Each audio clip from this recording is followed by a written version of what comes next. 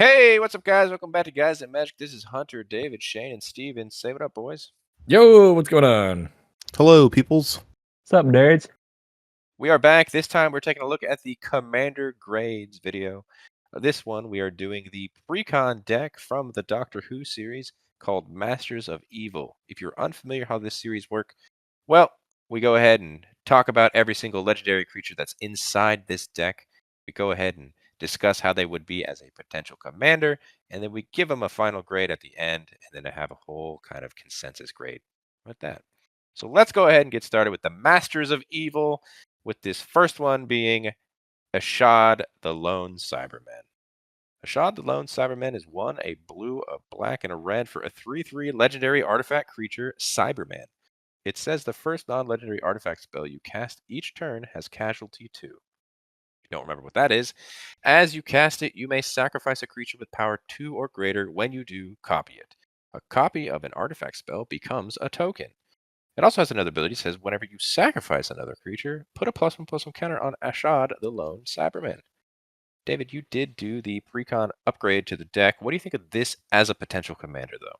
I mean, I think it's a cool card. It's cheap enough where I think it could see play. It's in a decent color pairing. I also I don't know how I feel about the ability on this thing. I don't care about putting a +1/+1 counter on this card. I do think this could be kind of neat if you're playing with like a reanimation style deck. So you still get like the original version's ability, and then you can of course reanimate the actual card itself later on. So it's cool. Steven, do you remember Casualty? With Angelo the Painter. Yes, I do remember Casualty, and I do remember how aggressive it could be. Copying spells is always fun. Yeah, and I mean, to be honest with you, there's a ton of non-legendary artifacts that could be great. I think that this could be a really rampy deck, and I think it could be really cool. I love it when you're honest with me, Steven. Make a whole bunch of mana rocks. Hell yeah, dude. Casualty was pretty nuts with that Angelo deck, so I can only imagine. Plus, this thing will get bigger. But it might be just a big dumb beater at some point, right? Because it won't have evasion. I mean, this doesn't even necessarily need to attack. I mean, you can sacrifice things to put counters on it, but that first ability in itself, just to make copies of your non-legendary artifacts, is pretty good. Yeah, I think at this point, this commander, it's not really. I don't think anyone's going to build this as Voltron, although that is an option. But I think this is more of a value engine in your command zone. Dude, you know what's better than 1 soul ring? 2 soul rings. 3 soul rings. I mean, it only happens one time. Well, I'm just imagining 3 is better than 2, though. This goes kind of nuts with twinning staff, too. 2 twinning staffs? 3, dude. Well, let's move on to the grades for Ashad. Steven, what are you giving it? I'm going to give this a B. I think this is pretty cool. I think it's got a lot of cool stuff you can do. So I like it. I am on board with you for Ashad. I'm giving it a B as well. David, are we all on board? You know, I guess I was thinking about going against the grain here, but I'll go with everybody else. I'm going to give this a B. Yay, we're all together. It's a B. The average grade for Ashad is going to be a B. Moving on to Cult of Skaro. It is 1, a blue, a black, and a red for a 4/4 legendary artifact creature, Dalek. It says whenever Cult of Skaro attacks, choose 1 at random. You could do They, which is put a +1/+1 counter on artifact creature you control. They could do Khan, which is draw 2 cards. You could do Sek, which is create a 3/3 black Dalek artifact creature token with menace. And you could do Jast, which is each opponent loses 4 life. I'm going to go ahead and throw up my first meh. I'm going to agree with you, the meh, too, because I think David will agree here.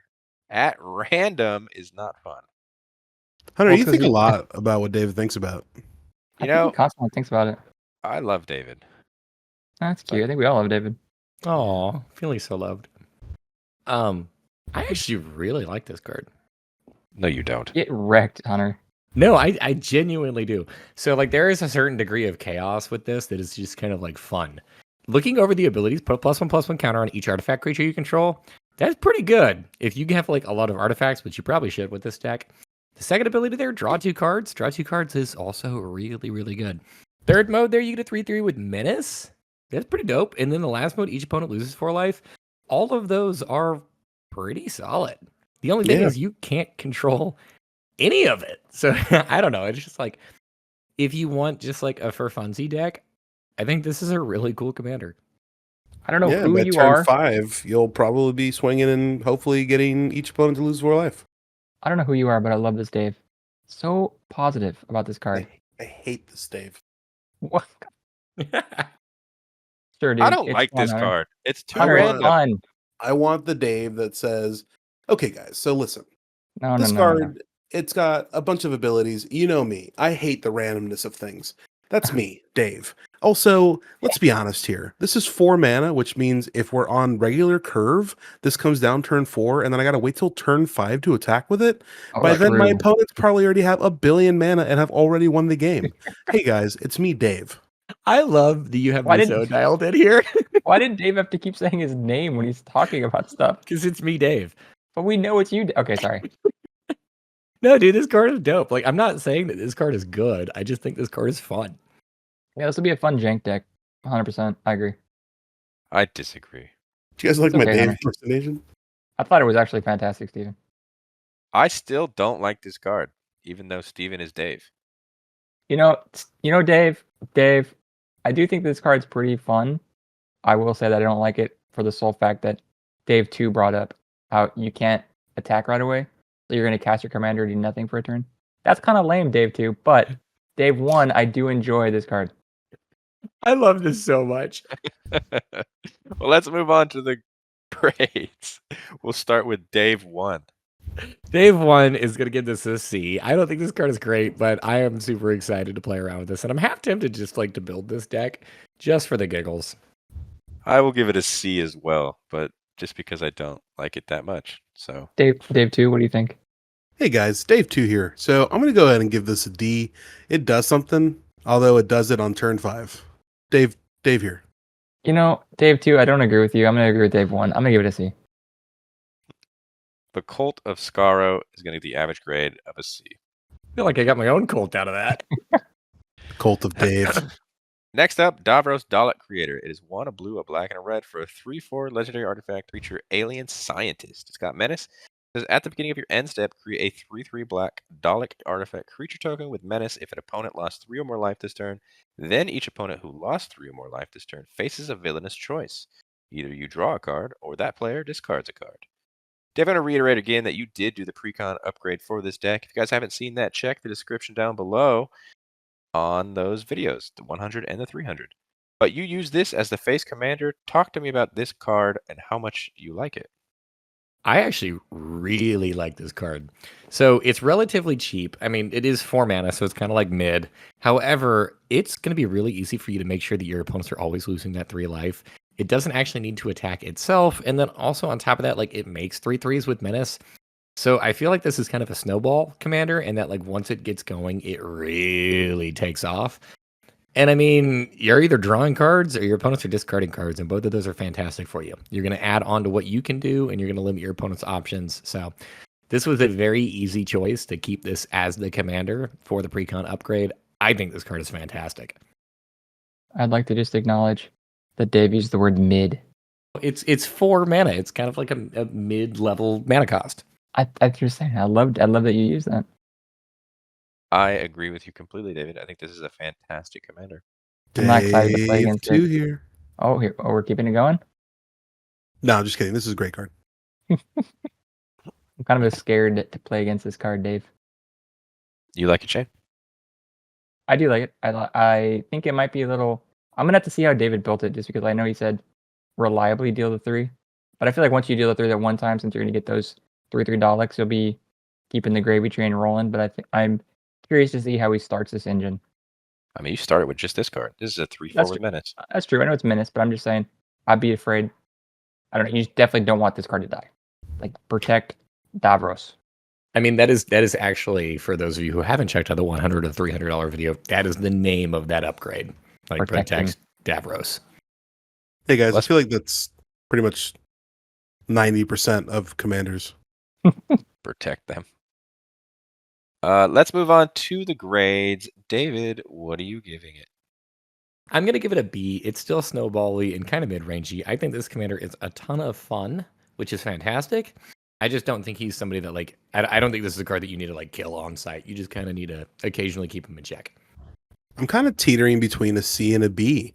You know, I think it's a really good card and it's a great deck, but you know, at the end of the day, it's like, so what? Like, you get to draw a card or the player discards. I don't know. Like, I think I'm actually going to give this a C. Well, at the end of the day, I'm giving this a B. Dave, I'm with you. Davros. I'm agreeing there. It's a B. Mhm. Davros, the Dalek creator, gets the average grade of a B.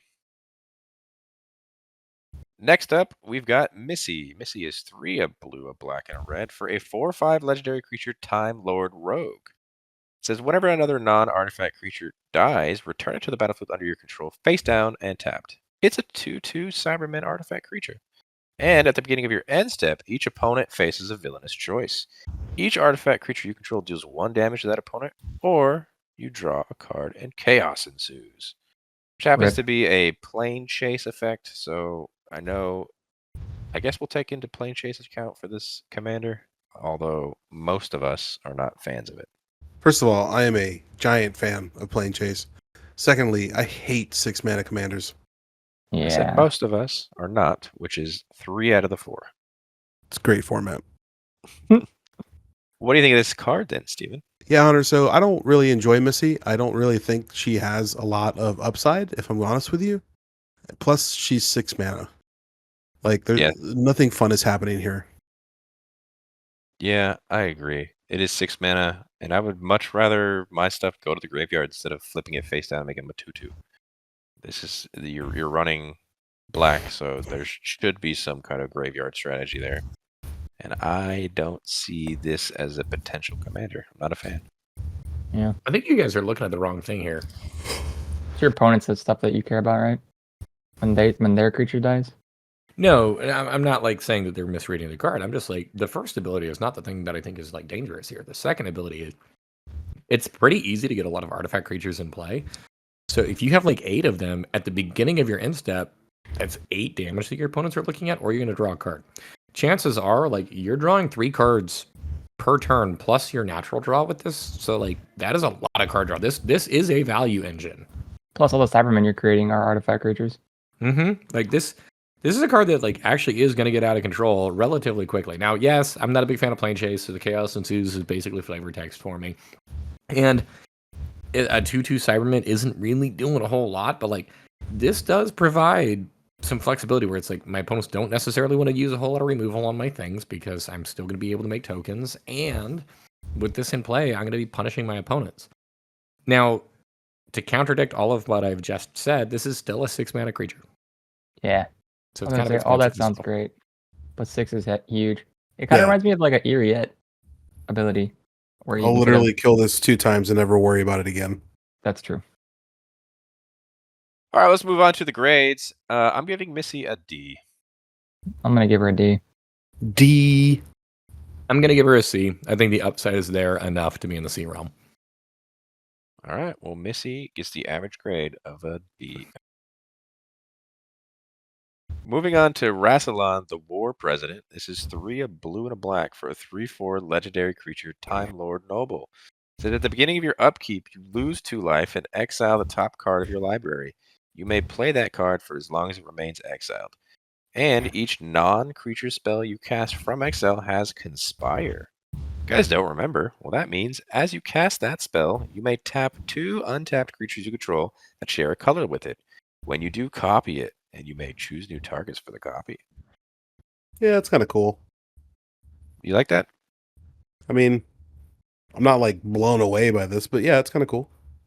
This is kind of like a Dark Confidant in the command zone, although this is way more expensive. Way more expensive, yeah.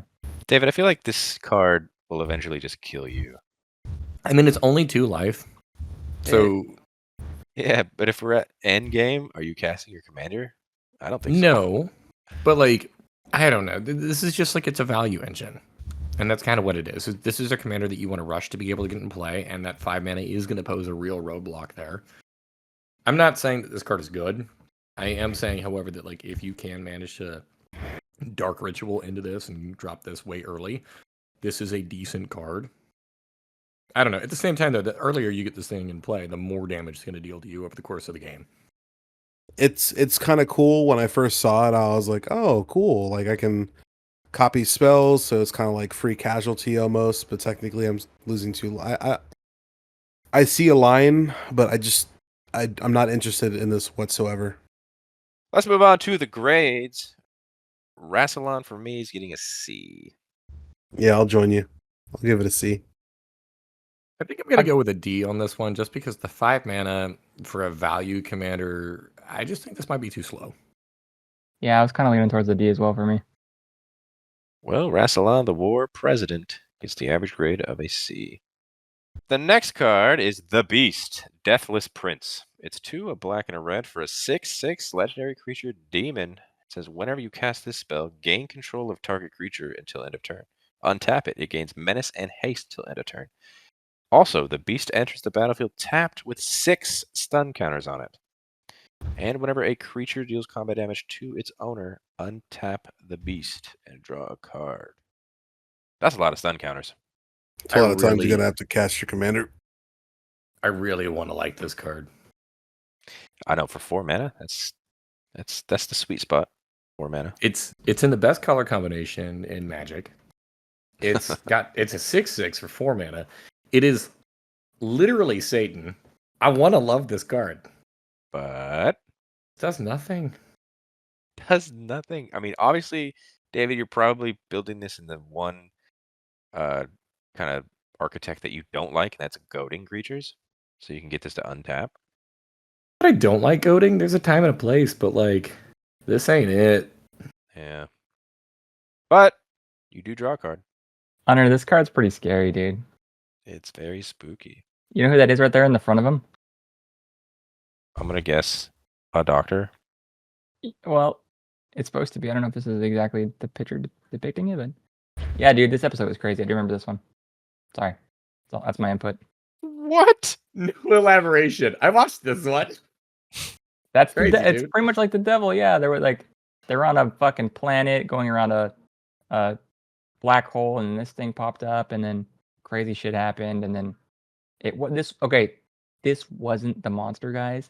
The monster was like something that got in your soul, and this was just like the shell of the monster. I get it. So Scary, the dude. monster was inside us all along. Yeah, dude, and that was like them saying maybe the devil's in us all. Shane Science Theater 3000. Bum bum bum. Hunter, this card is weird. I don't know what to say about it. I mean, are there blink effects in black and red? You can technically not necessarily blink it, but like you could try to reanimate it. Like, oh my god, why am I blanking on the card? It still enters with 6 stun counters. Yeah. Yes, but the whole point is like you got to cast it in order to. Yeah, so I guess even blinking doesn't really matter. Yeah, Nope. no. I don't know. He's This gotta- card is bad. He's got to This like card's good brute force for it. three turns in my mind, and then it's basically garbage. Good for 3 turns. Well, 3 casts. All right, let's move on to the grades. I'm giving it a D. It's a D. It's a D. D for devil. The Beast, Deathless Prince, gets the average grade of a D. Next up, the Cyber Controller. It's X, 2 blue and a black for a 3/3 legendary artifact creature, Cyberman. It says when the Cyber Controller enters the battlefield, each opponent mills X cards. Put all creature cards milled this way onto the battlefield face down under your control. They're 2/2 Cybermen artifact creatures. Other artifact creatures you control get +1/+1. Steven. Mill. Demir, Mill. Demir Mill. The mill, dude. Yeah. I mean, combo deck. Easy. Combo deck. Steven, you know what this is? A mill deck? No. Do you know what this is? You know what this is? It's the Cyber Controller. Duh. It's an artifact lord. It is an artifact lord. Shane, just for the people at home, because it's been a while, what sound does the train make? Wah wah. Perfect. Yeah, other artifact creatures you control get +1/+1. That's not a terrible ability, but at the same time, I have never been a fan of X cost commanders. They get expensive very quickly. You don't actually have to pay an X. I mean, true. You could just have it come in as 3 mana for a 3/3. The opponent's not milling anything, but other artifact creatures you control get +1/+1. You're right. You've convinced me. That's not very good. Yeah. Hunter, I will say that was like a good way to respond, like in a leadership format.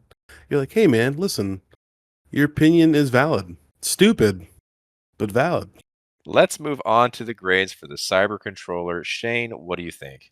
I can't think because I'm a Cyberman. I'm gonna give it a C. Whoa, I am gonna go all the way down to an F. Mm-mm. What? This is an F. I'm with Hunter. Wow. Even Okay. that's crazy, dude. This is an A. There you go. Steven, What's the real grade? give a real grade.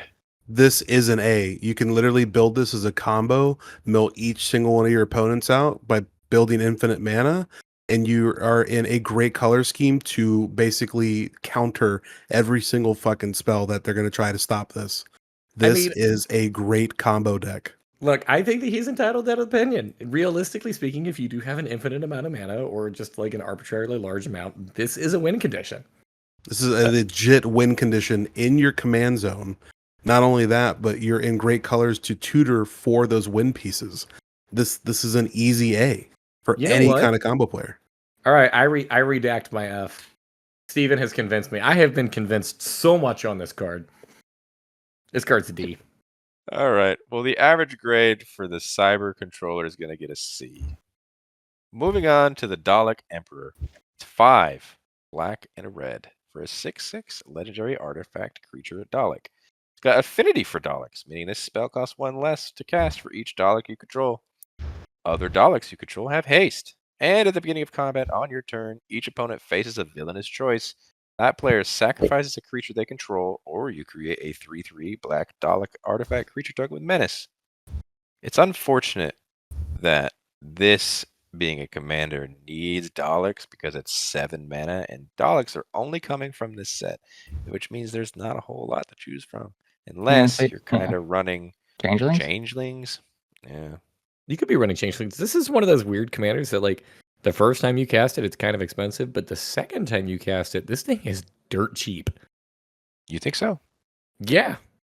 Okay, so at the beginning of combat energy, each one of your opponents is going to face a villainous choice. You're realistically, like, there is a world where you make 3 Daleks just by going to combat. Okay, so this goes from 7 mana to 6 mana on its second cast. Yep. That's awesome. And what if they kill it before you even get to combat? Well, then you're sad, but like that's what this commander wants to do. I'm not saying that this card is great. What I am saying, however, is that it is kind of a little bit odd in that, like, if you do happen to have a lot of changelings, or maybe you happen to drop some of the Daleks, this card has some potential. And even with that, like at the beginning of combat, you could be making those 3/3s. So with haste, they can attack in. Not good. My second meh of the video. I think this card's way too expensive, Hunter. I get that you get Daleks, but maybe they'll make more Daleks, but they probably won't. So I don't know. I think this would be a good support card rather than at the helm. And that's probably why it's in the deck. But let's move on to the grades. I can understand the changeling thing, and you can probably do a mask wood nexus to make everything the same. But this is a D. Yeah, I'm with you, the D. Yeah, It's a C. The Dalek Emperor gets the average grade of a D. Next up, the Master, formed anew. It's a blue and a black for a 0/1. Legendary creature, Time Lord Rogue. It's got Body Thief, which means when you cast this spell, you may exile a creature you control and put a takeover counter on it. And it says you may have the Master formed anew enter the battlefield as a copy of a creature card in exile with a takeover counter on it. Why? Why, oh why? It's cheap. I mean, it's cheap and it just comes in as something you already have. Yeah, I don't know. I mean, maybe you gaining control of your opponent's stuff. So a Rakdos kind of style deck, but in Dimir. Yeah, but this is wrong color combination. Most of the thievery things, most of those threat effects are in red, so I'm not a fan of this card. Yeah, me neither. I know you're not. I think this was cut out of your deck. It was. I mean, the bright side of it is that, like, whenever it ETBs again, that, like, first target is still in exile with a takeover counter on it. So, like, you can have it ETB as copy of target creature number 1 instead of target creature number 2. So, like, you can guarantee you have a persistent creature. But the original creature goes away. Well, yeah, it goes away, but, like, this will always potentially be that creature now. Like, you'll have that for the rest of the game. Just imagine this with, like, a Drannith Magistrate. So I cast this on my Drannith Magistrate, exile out my Drannith Magistrate, and then whenever you kill this, I cast it again and have it become a copy of the exiled creature with the token counter, or the takeover counter, being Drannith Magistrate. That's true. I guess you can keep something all of the time. But you'll have to exile a creature every time you cast this. So you have to have something on the board always. You may exile. Never mind. Holy moly, you know what this reminds me of? Nope. What? Dane. The ever-changing day. Remember Oh my Dane, god, this Dave? is an A. This is an A. Just like that, we've completely gone full circle. So basically what you're saying, David, you can make this commander a creature that it cannot be a commander, your commander. Yeah. That was confusing. I mean, you are still stuck in black and in blue, and you had to have had that creature in play already. So this is, like, not actually a 2-mana commander. Well, I mean, it's a 2-mana commander, but it's not a 2-drop. You're not ever wanting to, like, I don't know, hey, I got my 1-mana creature, and now I'm just going to be, like, hanging out with that. I think that could be cool. Let's move on to the grades. Steven, what are you giving the Master? I'm gonna give this a C. I think it's kind of cool. I'm going to agree with Steven. I think there's enough flexibility here. I'm going to give this a C. It's an interesting card. Very weird. I think for the sake of Dane, I'm giving this a C. I think we're all on board. I agree with all of you. This is a C from me as well. The Master formed anew, the average grade of a C. Next up, the Master Gallifrey's End. It's 2 a black and a red for a 4/3 legendary creature Time Lord Rogue. It has Make Them Pay, which means whenever a non-token artifact creature you control dies, you may exile it. If you do, choose an opponent with the most life among your opponents. That player faces a villainous choice. They lose 4 life, or you create a token that's a copy of that card. I think most of the time the opponent will take the 4 life because they're already having the most life anyways, right? This does not trigger once per turn. Interesting. So, like, if you have 4 creatures in play, that player is now looking at 4 instances of this if you board wiped, or, like, if they board wiped. So this could be bad. Could be bad, actually. Wow. You do make them pay, huh? Yes, Make you them do. pay. I didn't even think about that, Dave. That's wild. You just Also, blew by the our way, this mind. is Rakdos, so welcome to Sacrifice Land. That's the minute that I thought of sacrifice, dude. The only downside really being is that, like, if they choose to make you have just, like, a copy of the card, it's not going to trigger on the copy because the tokens won't trigger this later on. True. Yeah, that's true. Non-token. This card's great. Okay. All right, let's move on to the grades. David, what do you think? I think that the card is cool. I mean, like, it's fairly flexible. This is going to super punish your opponents and dissuade them from using any kind of, like, removal or board wipes. At the same time, I do feel like this is one of those cards that your opponent is just going to, like, path or swords or just use spot removal. And then your deck really doesn't do a whole lot.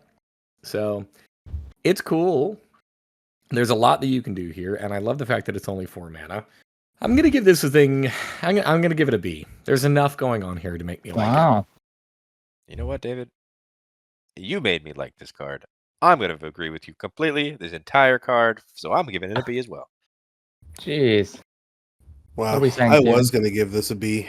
I'll be Yeah, I don't wanna honest be with you. Follower, dude. And then David said the one word that makes me think of anything, and that was path and swords, and that's exile. And then I thought to myself, how many exile effects are there that are Tons. board wipes? Tons. Oh, an aggressive amount. This is going to be a C from me now. I'm gonna say with B. You make one bad experience for Stephen. I'm sorry, Steven, for all the board wipes. The Master Gallifrey's End gets the average grade of a B. The next card is the Master Mesmerist. It's 2 a blue and a black for a 3/3 legendary creature Time Lord Rogue.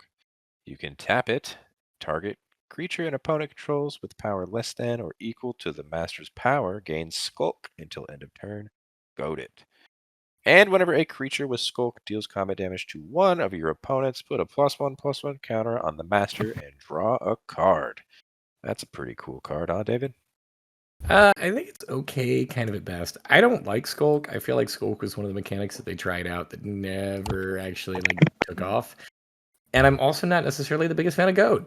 So you're trying to make sure that your opponent's little things are going to be getting in, which I guess is cool. You can make sure that their utility creatures or their mana dorks are starting to attack, so they can't really I guess use them. I don't know. Mana dorks can still tap down prior to combat, so it's not even really fixing that issue. I also don't care about the +1/+1 counter that this card might get. So this is a sometimes maybe it draws you a card. Actually, just with all that, sometimes maybe draws you a card is not good. Yeah. You want to be targeting little things with Skulk. And then I guess, sure, the Master is going to be able to get bigger and bigger, so you're going to be able to go bigger and bigger targets, but, that is super slow because you're going to be doing this once per turn. I mean, here's my thought process on this card. All right. My thought process on this card is there are tons of commanders that do Goad way better for either the same or maybe just a little bit more on the mana cost.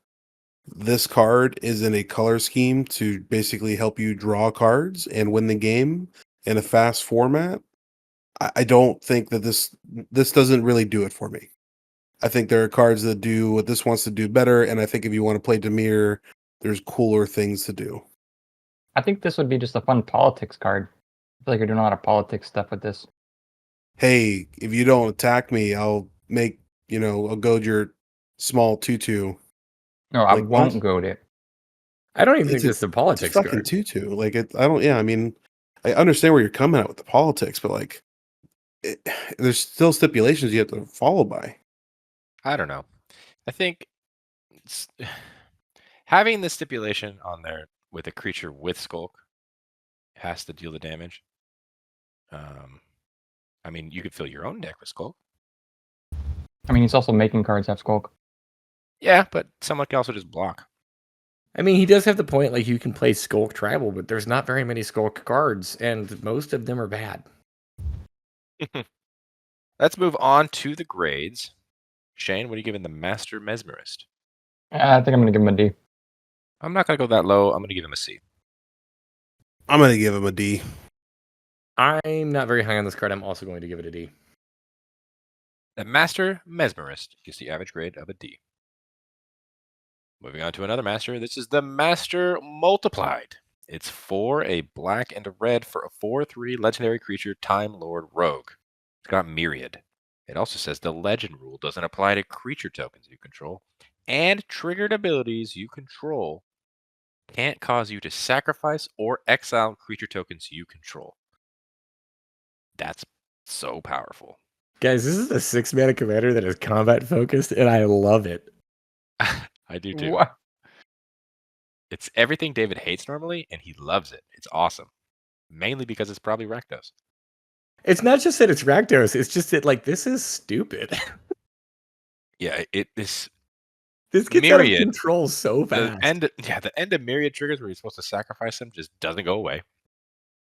It's awesome. Oh, that's bad. Yeah, so all the extra copies of this thing, they also all say that the legend rule doesn't matter, and they also are all going to trigger. So, if this gets to attack twice, that's real bad. You've just won? That is so many creatures. Dude, how are you keeping track of those tokens? Jesus Christ. With counter, I mean, no, most people use dice. No, it's too hard. So, you swing in once, you're going to get 4 of these, the original included. And then the next time you swing in, you're going to get 4 more per player.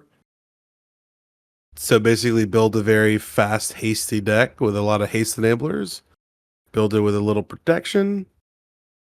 And then, some extra combat tricks, and you got yourself a good game. I was like, dude, some extra combat steps, dude. I think this card is very fun. Yeah, this card is incredible. It exponentially just gets out of hand by itself, like you were saying, David.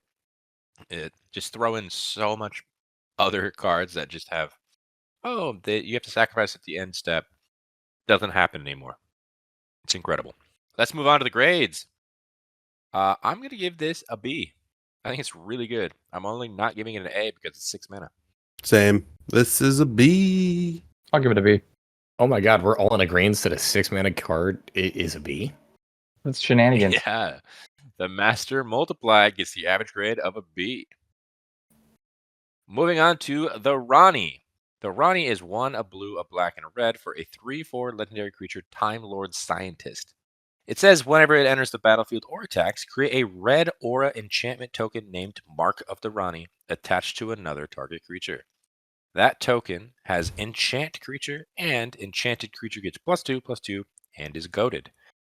And whenever a goaded creature deals combat damage to one of your opponents, investigate. Shane, what do we think of the Rani? I kind of like Goad, dude. I don't know. I think that'd be really fun. I think this is a great goat commander, Shane. Yeah, no, I think you're just gonna sit back and you're gonna let your opponents kill themselves, dude. Or I guess kill each other. This is my least favorite kind of goad. This Why? is the kind of goad where you are pumping those things. So at the end of the game, they are now really big and scary and pointed at you. I guess that makes sense. Yeah, I don't like pumping them up. I guess you're right. Like, it's cool whenever you have 2 opponents left because then they're just going to beat each other down. But, like, at the end of the game, if you've goaded 3 of your opponent's things, that's an extra 6 power and 6 toughness that you now need to deal with. Spread across 3 creatures, of course, but, like, still.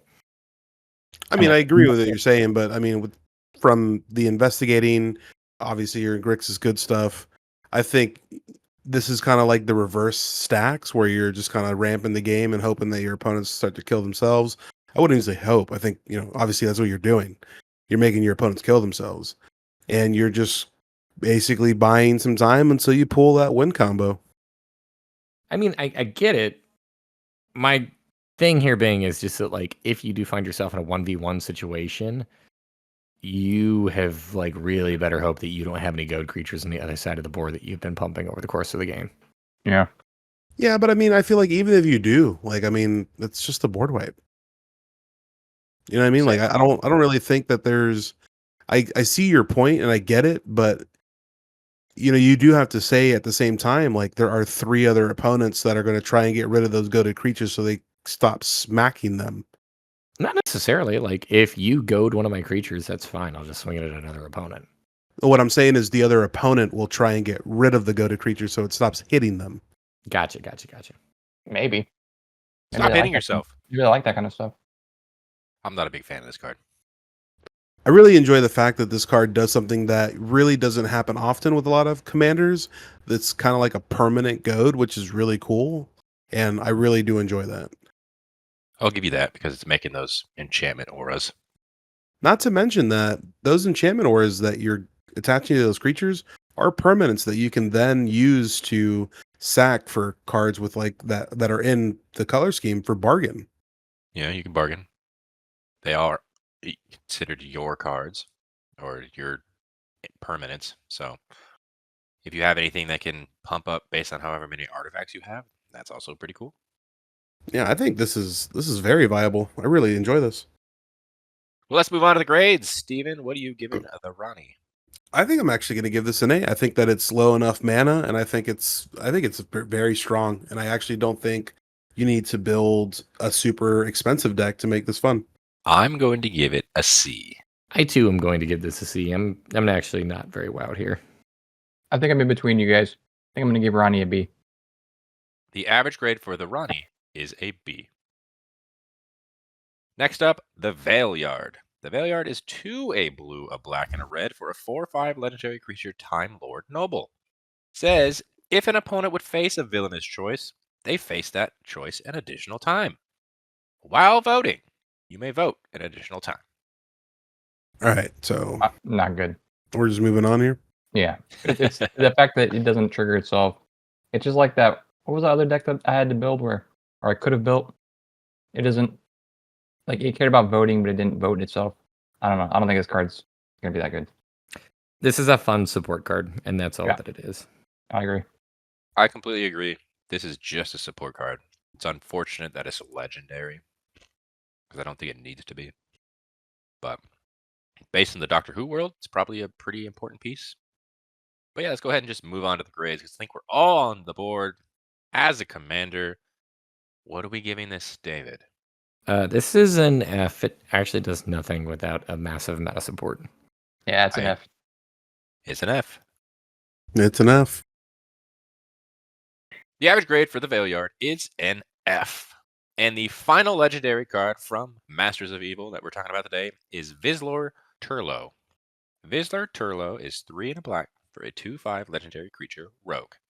It has Deal with the Black Guardian, which means when Vislor Turlough enters the battlefield, you may have an opponent gain control of it.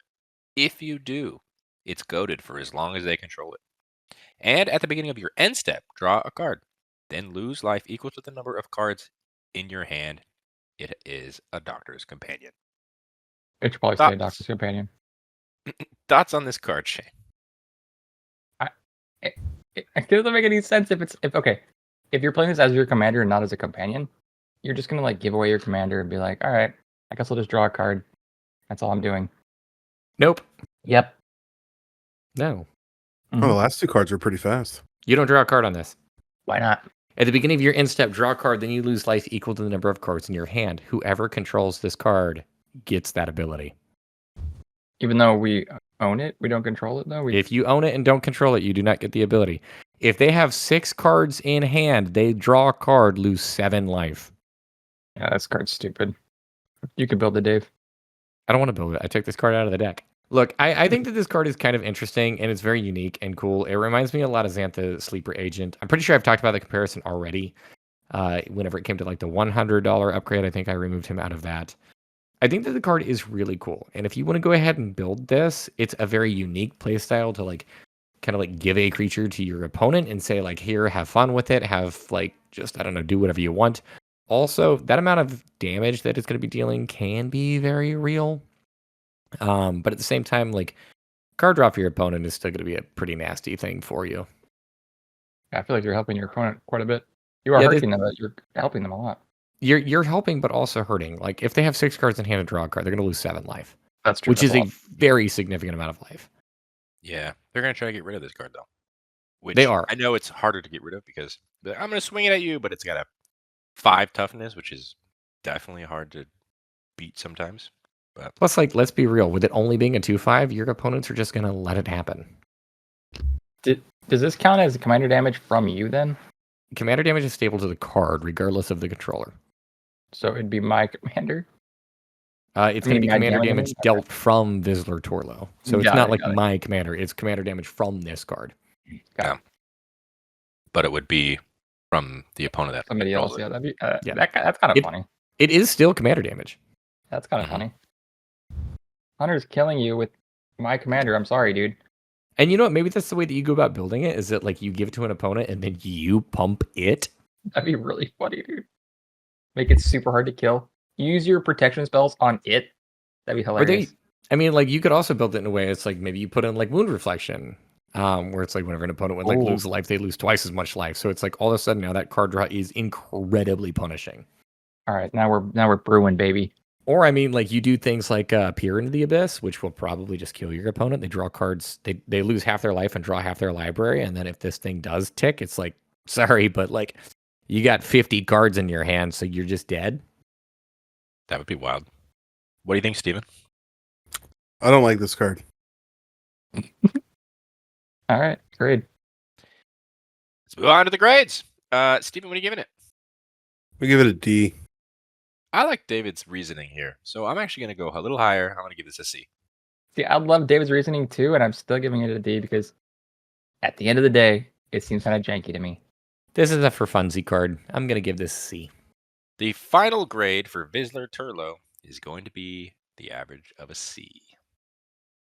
And that is going to do it for this episode of Commander Grades, taking a look at the Masters of Evil Precon deck from Doctor Who. If you guys like this video, hit that like button. Subscribe to the channel if you haven't done so already. Comment down below letting us know what you thought of these grades. Do you agree with us? Do you disagree with us? Always want to hear you guys' opinion. Check the description where you'll find links to our Instagram, our TikTok, our Twitter. That's @GuysAtMagic for each one, as well as the $100 and $300 videos to the Precon upgrades of this deck. Also, if you wanted to support us more than you already do by watching this video, we do have a Patreon, so check that out for extra bonus content. And until the next video, hope you guys have a great rest of your day. Peace. Bye bye. Bye. It is bye.